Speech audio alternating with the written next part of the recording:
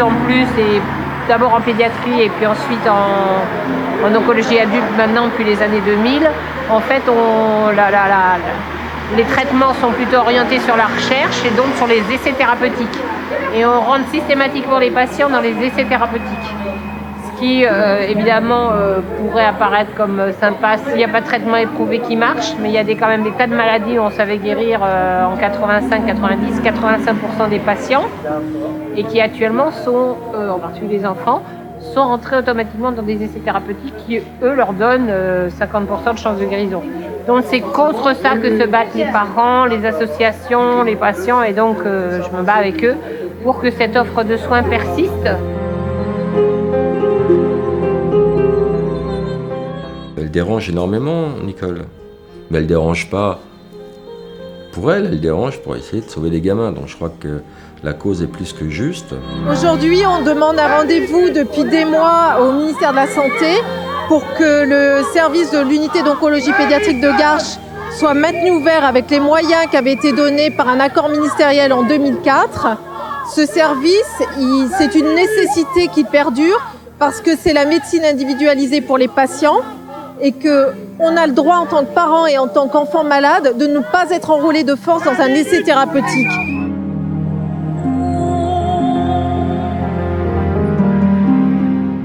La liberté thérapeutique, elle commence dans ce qu'on appelle une politique de santé d'un pays.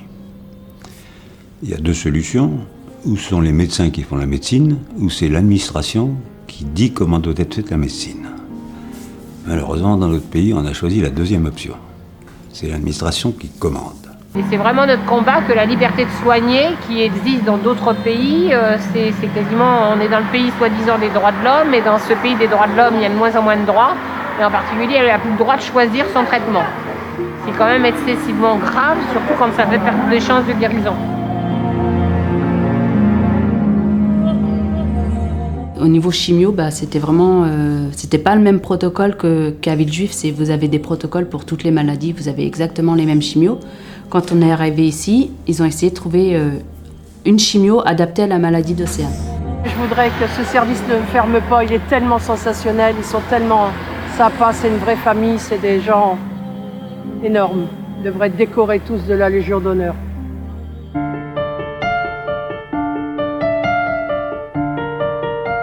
Le choix thérapeutique surtout, quoi. Voilà ce que représente ce service. C'est le docteur Delépine qui s'est occupé de ma petite fille. Sinon, à l'heure actuelle, à mon avis, elle ne sera plus là. C'est un très bon docteur et un très bon service. Donc il faut le garder, sinon, c'est pas que ça qu'on va les mettre maintenant. Les enfants, ils ont le droit de vivre. Et c'est un service à haute teneur scientifique ici, elle a publié énormément. Elle a une reconnaissance internationale. Et ce que j'ai pu constater pendant que je me suis immergée dans le service, c'est que l'humain reste quand même au cœur des préoccupations ici. Ce qui est malheureusement de moins en moins le cas dans la discipline oncologique et même dans la santé. Ce service constitue la seule possibilité d'échapper pour un enfant aux essais thérapeutiques. Il a été posé à Garches pour cela par le dernier ministre de la Santé il y a 10 ans. Il avait dit que ce serait gravé dans le marbre. Ça permettait aux familles qui étaient dans un centre anticancéreux où on voulait de toute force les mettre dans des essais thérapeutiques de venir ici et de retrouver une médecine à l'ancienne, une médecine humaine en fonction des données acquises de la science. Il ne faut pas oublier que les essais thérapeutiques, par définition, ne sont pas des données acquises de la science. Puisque le but d'un essai, c'est de créer de la certitude en médecine. Les essais ne créent pas des soins. Lorsqu'on entend dire que les progrès thérapeutiques sont liés aux essais, c'est un mensonge pur et simple. Il y a quelques jours, le directeur du groupe hospitalier auquel nous appartenons à Garches, c'est-à-dire Monsieur Péan, a dit au départ à la retraite de Mme de Lépine, le service de Garches ferme et puis on dispatchera les médecins et les malades ailleurs. Donc c'est contre cette destruction d'une unité, d'un espace de liberté tout à fait capital, parce que les gens ils viennent de France, de Navarre, partout, voire de l'étranger, pour avoir une offre de soins dans la médecine académique, mais classique, mais qui ne soit pas automatiquement les essais thérapeutiques. On n'est pas contre les essais thérapeutiques, mais on ne veut pas que les gens soient entrés automatiquement dans les essais thérapeutiques. Et ça, c'est vraiment très très important à arriver à comprendre, et c'est quand même la liberté minimale, c'est inscrit dans nos textes, dans nos lois, dans notre droit, et ça n'est plus respecté en cancérologie où il y a un monopole qui s'est mis en place.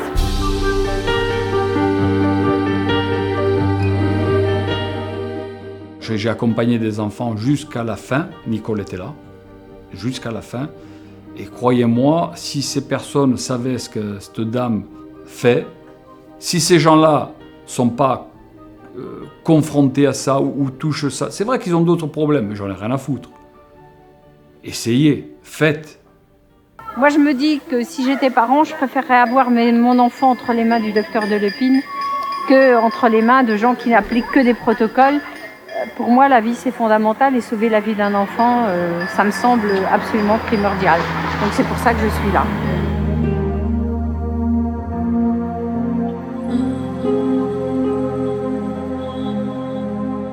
Chaque enfant a sa chimio. Ils ne sont pas traités comme à Villejuif, par exemple, où là, ce sont des cobayes. Donc, si ça ne marche pas, elle change, elle cherche. Elle ne dit pas, vas-y, ton môme il va crever, tu vas en soins palliatifs et tu rentres chez toi. Elle ne fait pas ça, elle. Et dans tous les autres hôpitaux, c'est comme ça que ça se passe. Mais on ne le sait pas au départ. Quand on arrive et qu'on est parent, on ne le sait pas, on nous ment. On nous ment pendant des mois.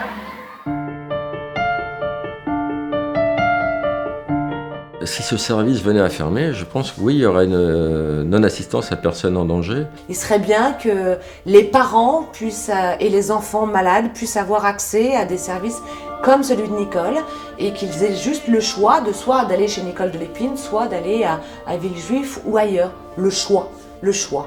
En tout cas, en oncologie pédiatrique, la Société des cancers de l'enfant, représentée par exemple par le professeur Sommelet au Sénat en 2000, a dit clairement qu'il ne fallait pas qu'il y ait un enfant qui échappe aux essais thérapeutiques. Il faut que jusqu'à 100% des enfants qui ont des cancers entrent dans les essais thérapeutiques. C'est des histoires de gros sous, il faut être simple. Les essais thérapeutiques, c'est quand même effectivement un lien plus que incestueux avec l'industrie pharmaceutique.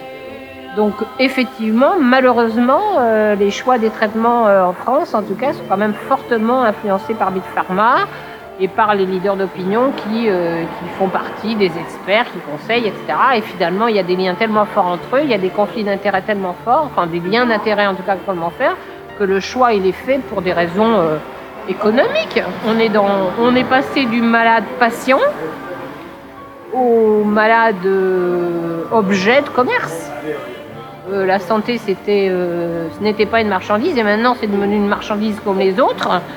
Et plus que ça, une marchandise comme les autres au service du capital financier. Même pas au service du capital, au service du capital financier.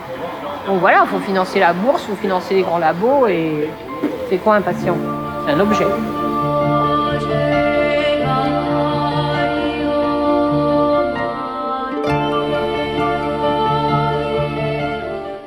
Oui, l'idée même de fermer un service compétent est déjà une chose extraordinaire.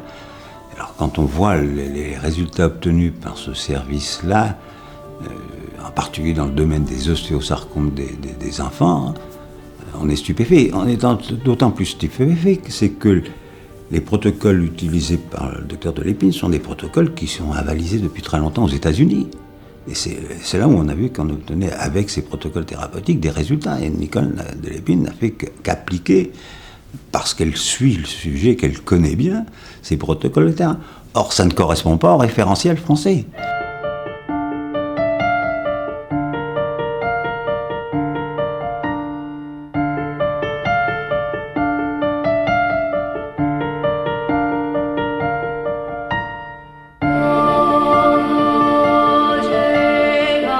Cette bataille est emblématique parce que c'est la totalité du service public de santé qui est en train de tomber dans ce système-là.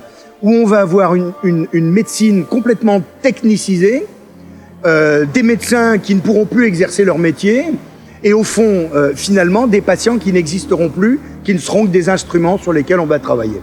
Pourquoi ce service fait peur? Il a des résultats incroyables. On souhaite que tous les enfants puissent avoir accès à ce genre de soins et d'attention. C'est primordial pour leur guérison. Une fois qu'on a détecté que les enfants sont pas bien, on les envoie directement aux soins palliatifs, c'est-à-dire, pour le dire autrement, dans le couloir de la mort. Et le service particulier de Garches, c'est qu'on s'occupe des enfants de manière individualisée, avec des thérapies, des protocoles de soins, qui sont des protocoles adaptés à la tumeur ou au cancer concerné. Et ça, c'est quelque chose, encore une fois, qui est extrêmement important, parce que c'est le seul centre de cancérologie dans toute la France qui pratique de cette manière-là. La plupart des cancérologues classiques, pour ne pas dire tous, donnent la même chose à tous les malades. Or, chaque malade est différent, avec un statut immunitaire différent. Chaque tumeur est différente. Franchement, s'ils ferment le service, Océane, elle est condamnée, quoi. Parce qu'elle est en rémission à ce jour, mais la maladie qu'elle a, à la puberté, elle risque de récidiver. J'ai été impressionnée par le docteur de l'Épine, qui m'a accueillie, qui m'a tendu la main. C'était impressionnant alors qu'elle ne me connaissait pas, ni moi, ni ma famille. Et personne ne nous avait recommandé. Mon traitement a duré 1 an et demi à peu près. Cela fait 13 ans maintenant et je vais très bien. Et je peux dire qu'elle m'a sauvé la vie, comme à plein d'autres enfants et adolescents et jeunes adultes qui ont souffert de cette pathologie. Moi, je peux dire que j'ai eu une chance de l'avoir connue, d'avoir été soignée par elle et par son équipe.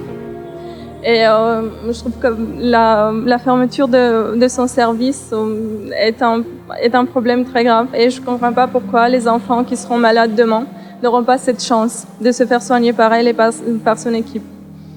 La qualité de soins a été irréprochable. Je suis une preuve. Malheur à celui qui ne cadre pas avec le moule. En général, soit effectivement il est mis dans la boîte des sorcières ou éjecté.